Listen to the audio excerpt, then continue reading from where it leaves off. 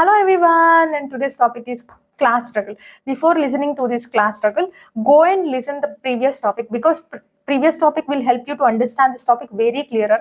And this class struggle question is asked many times in UPSC sociology mains, and this is very important topic regarding to Karl Marx. మనకున్నాయి 4 important topics: historical materialism, mode of production, alienation, class struggle.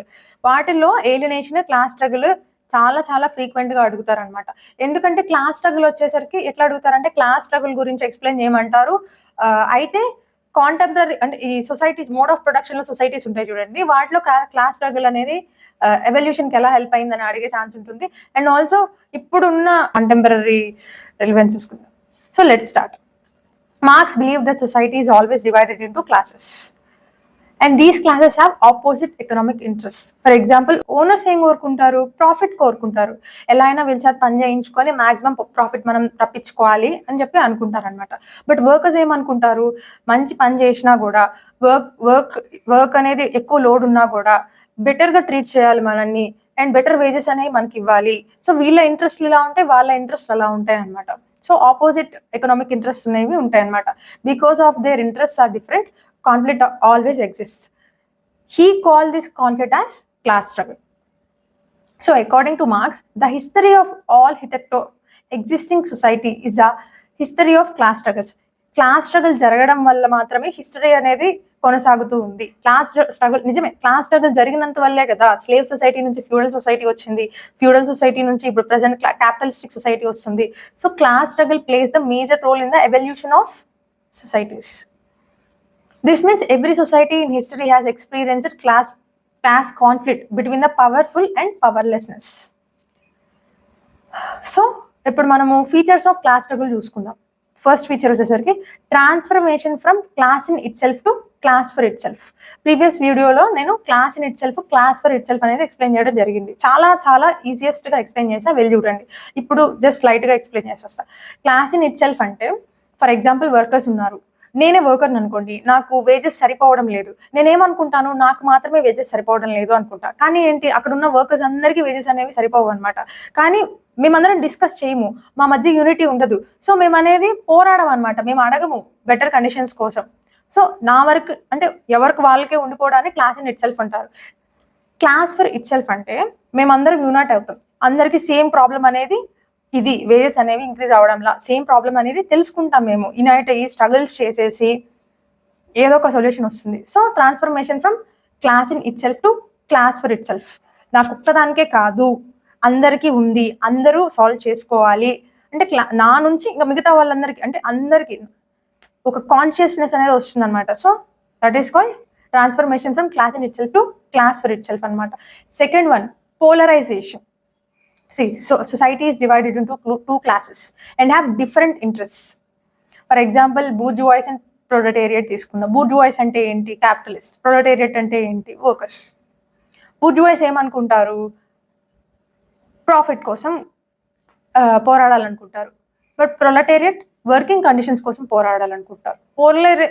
Polarisation అంటేనే two differences అనమాట. Two classes ఉంటాయి, వాటి మధ్య differences, దాని polarization second feature అనేది. Third feature, contradictions within capitalism creates problem within itself. For example, క్యాపిటలిస్ట్కి ఏం కావాలి, వర్కర్కి ఏం కావాలి? క్యాపిటలిస్ట్కి ఏం కావాలి? మోర్ ప్రొడక్షన్ కావాలి, లెస్ వేజెస్ పేడ్ కావాలి, అంటే లెస్ వేజెస్ పే చేయడం కావాలి, మోర్ ప్రాఫిట్ కావాలి. బట్ వర్కర్స్కి బెటర్ వేజెస్ కావాలి, బెటర్ వర్కింగ్ కండిషన్స్ కావాలి. So these two goals cannot exist together. Therefore, capitalism creates its own enemy. So this contradiction finally destroys capitalism, according to the Karl Marx. The fourth one, history is the history of class struggle. చెప్పుకున్నదే, class struggle జరగడం వల్లే, గొడవలు జరగడం వల్లే, two opposite interest ఉండడం వల్లనే history అనేది evolve అవుతూ వస్తుంది. So old system die, new system replace. Fifth one, change in the mode of production, like the way goods are produced in the society.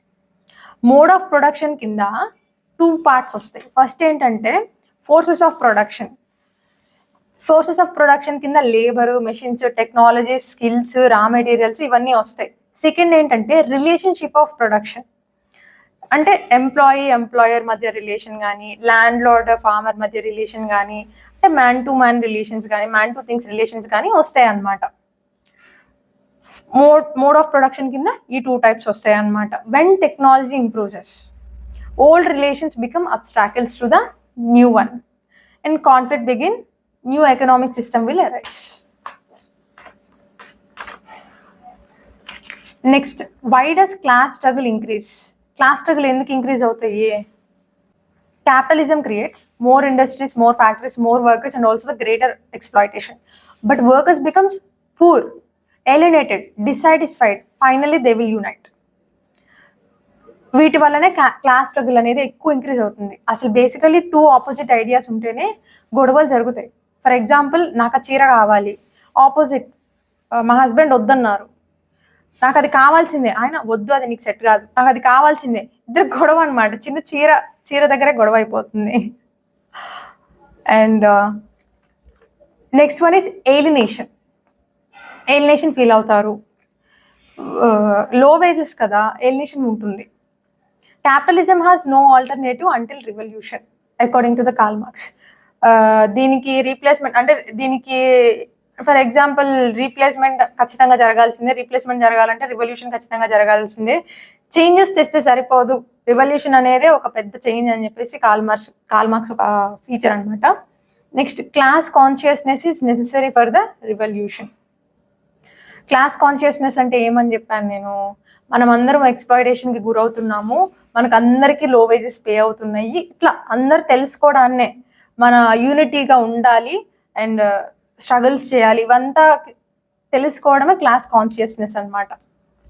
Next,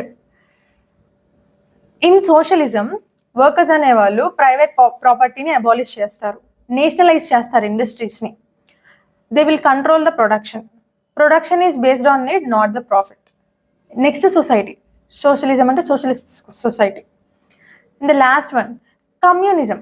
communist సొసైటీలో classes ఉండవు, state ఉండదు, అసలు class struggle అనేది పోతుంది. So మనకి ఒక recycling process అనేది ఉంటుంది కదా, పుట్టడం నుంచి డెత్, మళ్ళీ డెత్ నుంచి మళ్ళీ పుడతారనే ఒకటి ఇది ఉంటుంది కదా. అలాగే హిస్టరీ అనేది starting no class no state అంటే నో స్టేట్తో బిగిన్ అయింది, ఇప్పుడు మళ్ళీ సేమ్కి వస్తుంది అని అర్థం అనమాట. So this is all about class struggle and features of class struggle.